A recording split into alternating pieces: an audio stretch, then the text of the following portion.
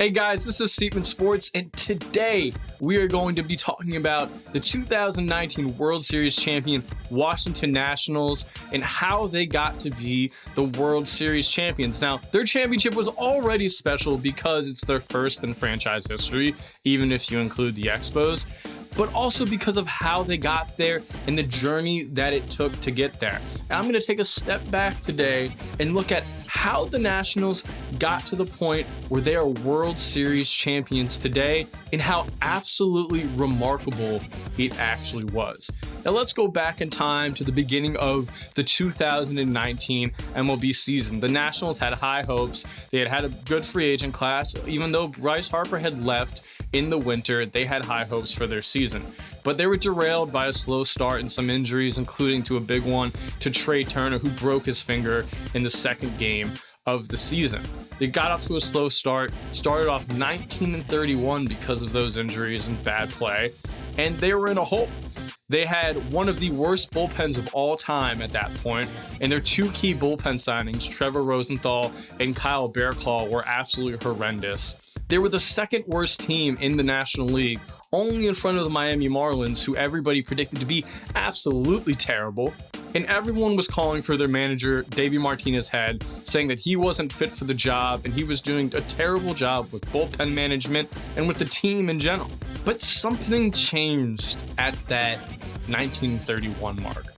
Something happened. I don't know if it was magical. I don't know if it was divine, but something happened and they started to play a lot better.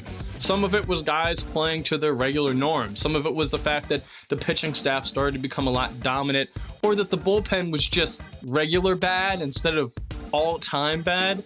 But something changed. They started to win a lot more games. It started to become the team that a lot more people thought that they could actually be during the regular season. And they went on a run. Anthony Rendon had close to an MVP caliber season. Juan Soto became one of the best young players in baseball.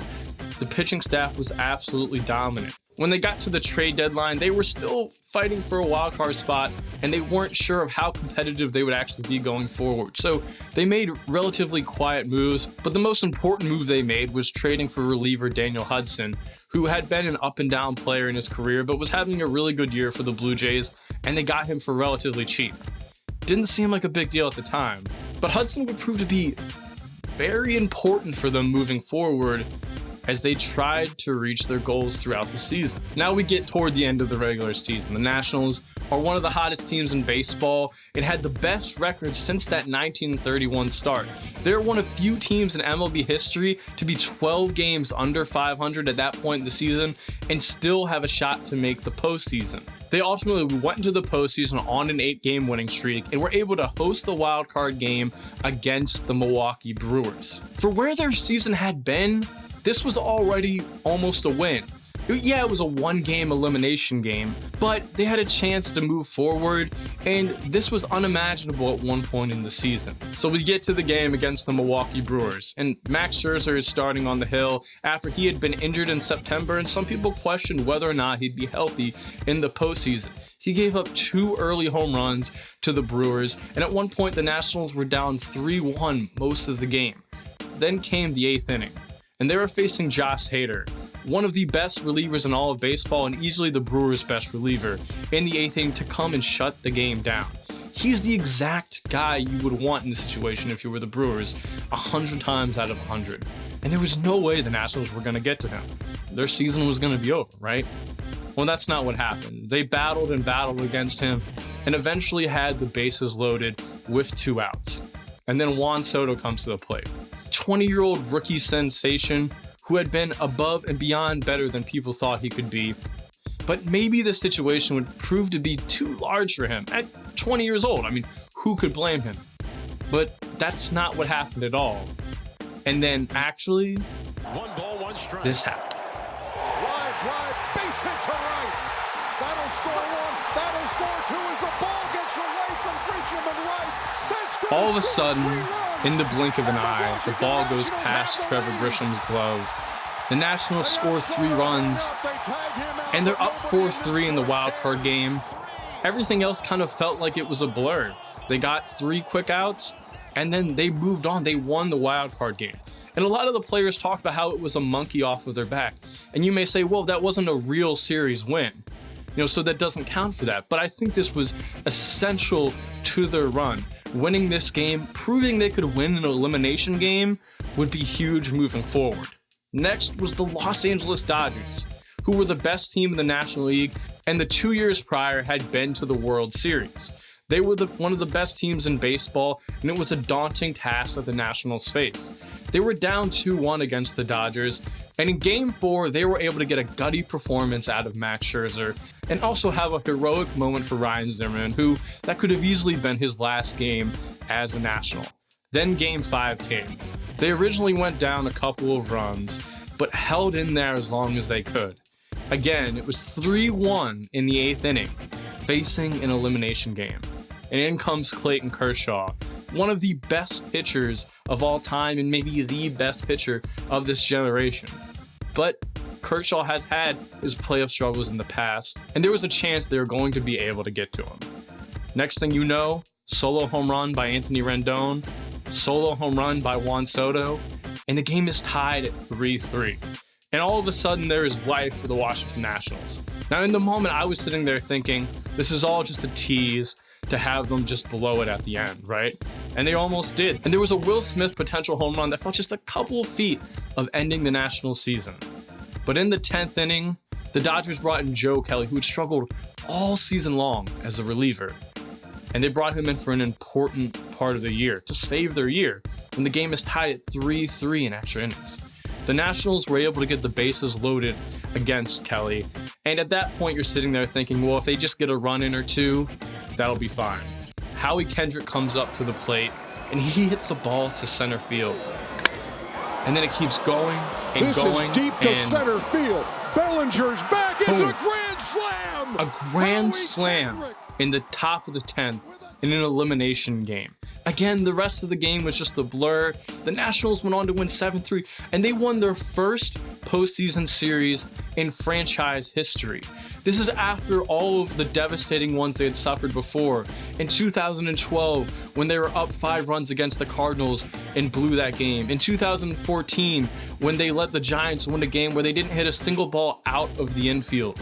In 2016, where they were up in the 6th inning against the Dodgers in Game 5 and ended up blowing it. And in 17, the same to the Cubs.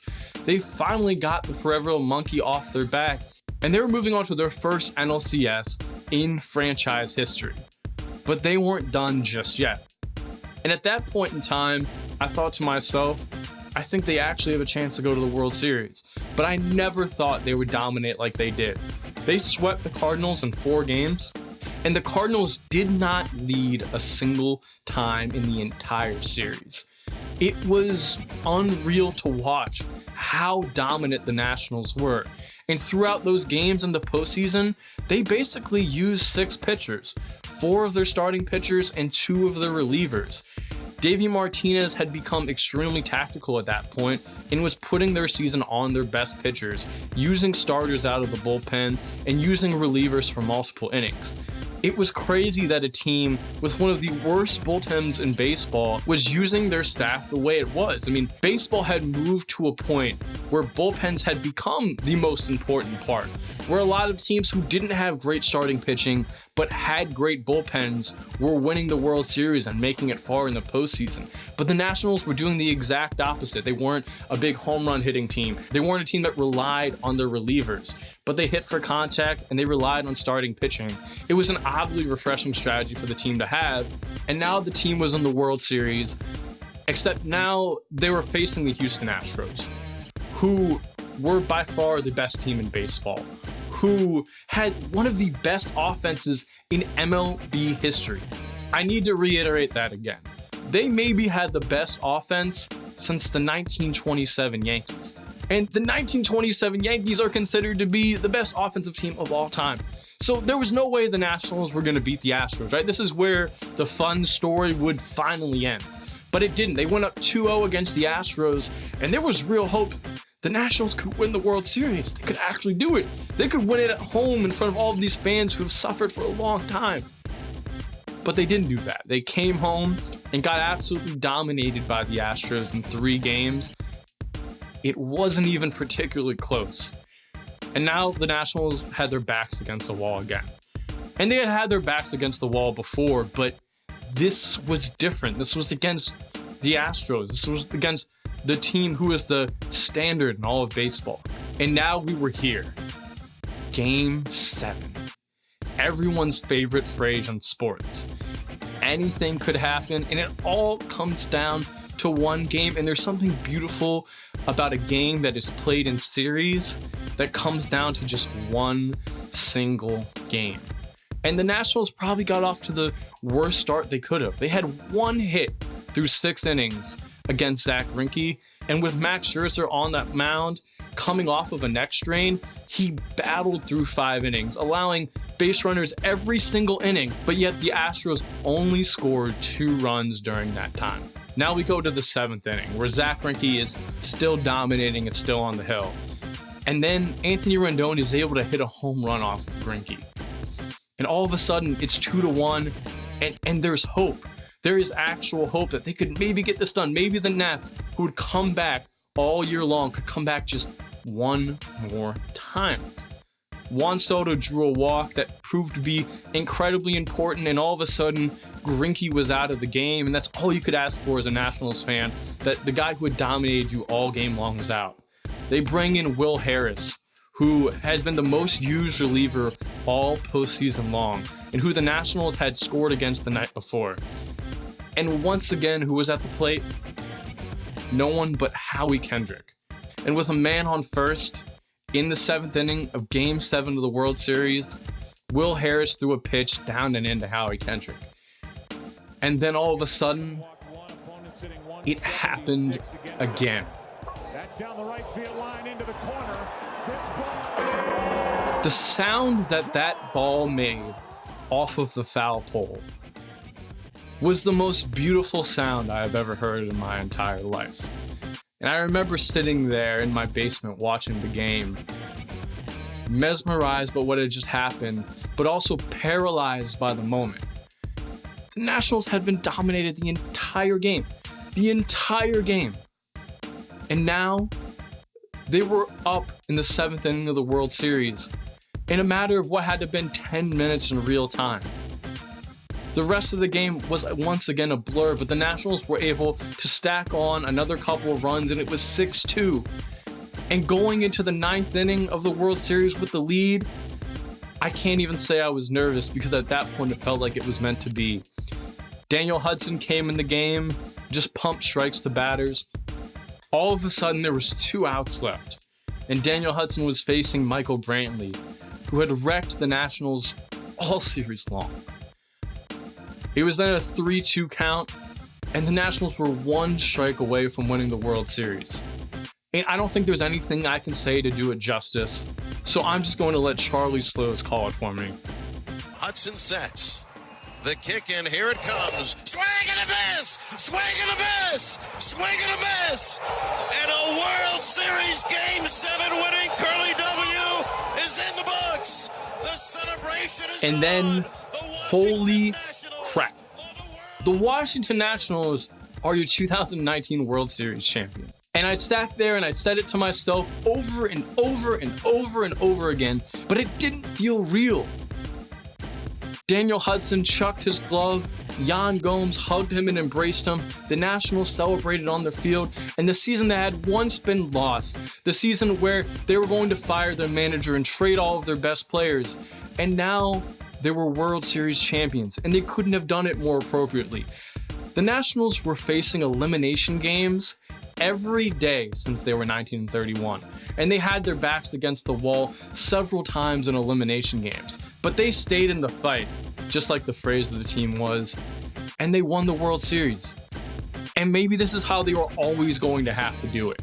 They had had so much heartbreak that it was never going to be easy. They were never going to sweep the World Series or have an easy path there. They had one of the hardest paths imaginable, and now they're World Series champions.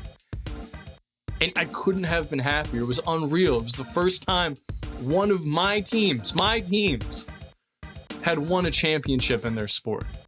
The 2019 Washington Nationals are one of the most beautiful stories in sports. And they are nowhere near the best team to ever win a World Series. There are teams that are more memorable and that were way greater and way more dominant than they ever were.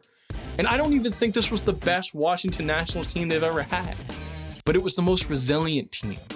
It was the team that came through time and again. No matter how down they were, and no matter how much you thought they were out of it, they always came back. They always stayed in the fight. And that's what makes this team beautiful. It isn't the most dominant team of all time, but truly, the Nationals are a great example of never giving up. Now that the Washington Nationals are 2019 World Series champion, I need you guys to step up to bat for me. Make sure you subscribe to my channel, Seatman Sports, and give this video a thumbs up if you like it. Also, I want you guys to leave a comment on who you think the 2020 World Series champion is and who you think is the most memorable World Series winner in your entire lifetime. My name's Jimmy Seatman, and this is Seatman Sports. I'll talk to you guys next time.